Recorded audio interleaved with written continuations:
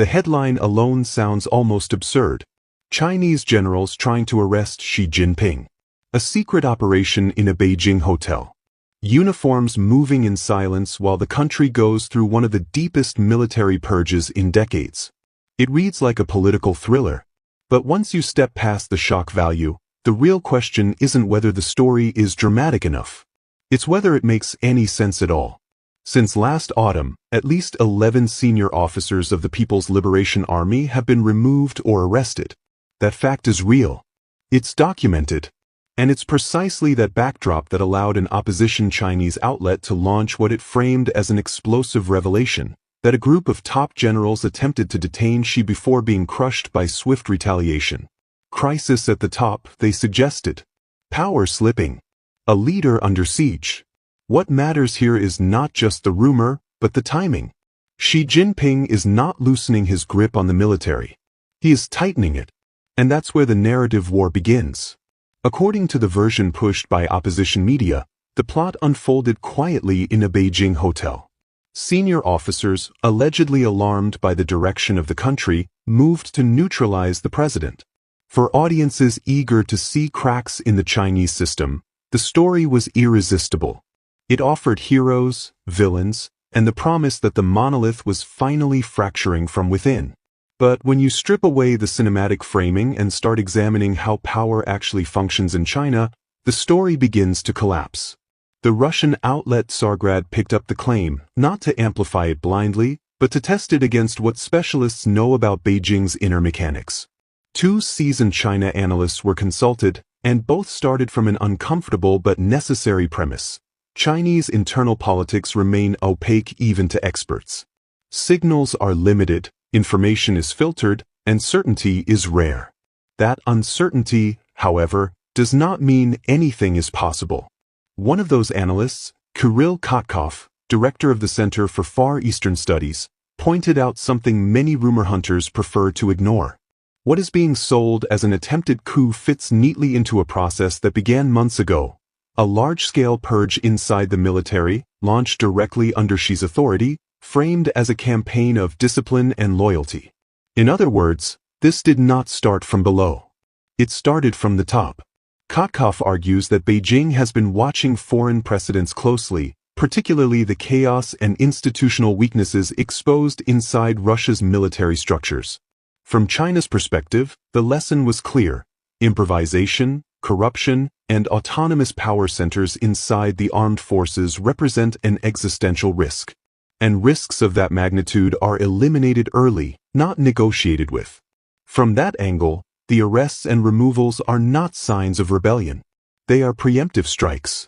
What some opposition voices interpret as generals rising up is, in this reading, Xi moving decisively to ensure that no one in uniform ever believes they can challenge the party's authority. The goal is not to suppress a coup, but to make the very idea of one structurally impossible. This distinction matters, because China does not operate under the same civil-military logic seen in countries with a history of coups. The People's Liberation Army is not a national army that occasionally intervenes in politics. It is the armed wing of the Communist Party itself. Its chain of command does not end with generals. It ends with the Central Military Commission, chaired by Xi Jinping personally. Kotkov was blunt on this point. Talking about a military conspiracy in China is forcing reality into a foreign template. There is no tradition of generals acting as an independent political class. No culture of juntas or pronunciamientos. The institutional design simply doesn't allow it. There's also a numerical reality that undermines the drama. In this latest phase, only 2 senior commanders have been arrested. The major wave came earlier, when 9 high-ranking figures were removed in the autumn. That pattern looks like a controlled purge, not a panicked response to an unfolding coup.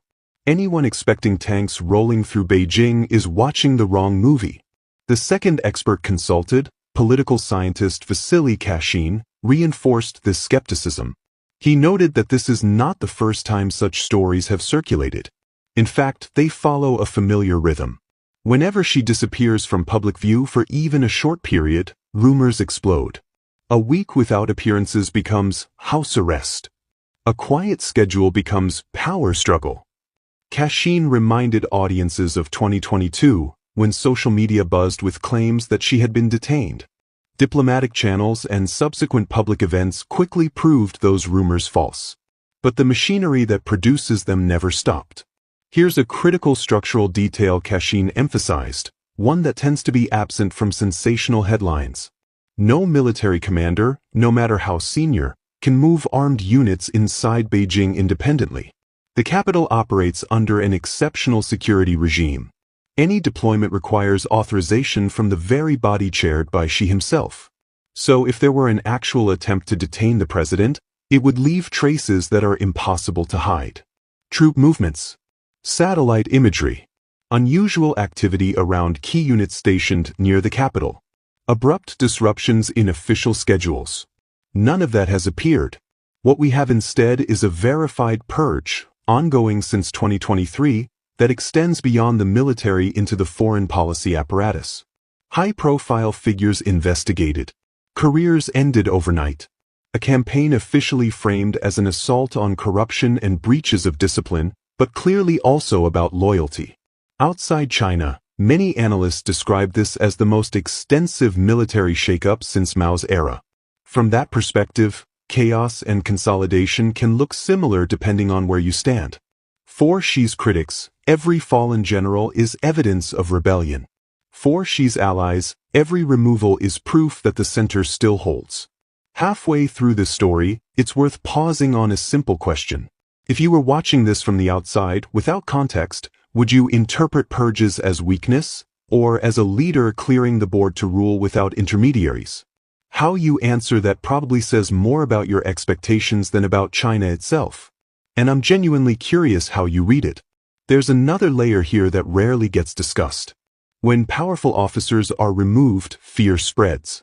Privileges disappear. Networks collapse. That environment creates resentment. And resentment is fertile ground for rumors. Opposition narratives don't need proof when they can recycle frustration into conspiracy.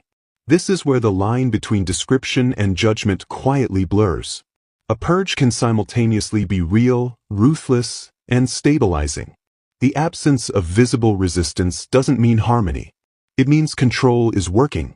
The hotel story fits perfectly into the logic of Xi's detractors. It recasts a disciplinary campaign as a desperate act of self-defense. It suggests a leader cornered, not commanding. But that framing collapses under scrutiny. Because if there had been a genuine attempt to arrest him, the institutional shockwaves would be impossible to conceal. Instead, what we see is continuity. The party asserting dominance over the gun. Individuals punished, not the system shaken. Authority reinforced, not diluted. So here's the more uncomfortable question, the one that tends to get avoided. If Xi is willing to purge this deeply, this publicly, and this relentlessly, what does that tell us about how he intends to rule in the next phase? And what does it mean for anyone inside the system who still believes personal power can rival institutional loyalty? I'd be interested to hear how you interpret that tension. In the end, this story isn't really about a failed arrest. It's about narrative warfare. About how every internal adjustment in China is instantly reframed as collapse by those who want to see collapse. The verified facts point in another direction. Xi Jinping is not losing control of the military. He is methodically tightening it. The winners here are the institutions that align themselves completely with the party's command structure. The losers are those who assumed rank could substitute for loyalty. Historically, China has seen this cycle before. Consolidation after perceived vulnerability, discipline after excess, unity enforced from the center outward. The uncomfortable thought is this. If this is what consolidation looks like, then stability in China does not mean moderation. It means fewer buffers, fewer intermediaries, and fewer illusions about where power actually resides. And that reality, whether one approves of it or not, deserves to be understood clearly, not filtered through fantasies of coups that never materialized. Subscribe if you haven't already, because we're tracking the evolution of this story day by day. Make sure to activate notifications and don't miss our next report. And remember, you can now become a channel member. If you believe in this project and want to see it grow, your support makes all the difference. If you'd like to support our channel financially, which we greatly appreciate, you can do so through Patreon and PayPal. The link is in the video description.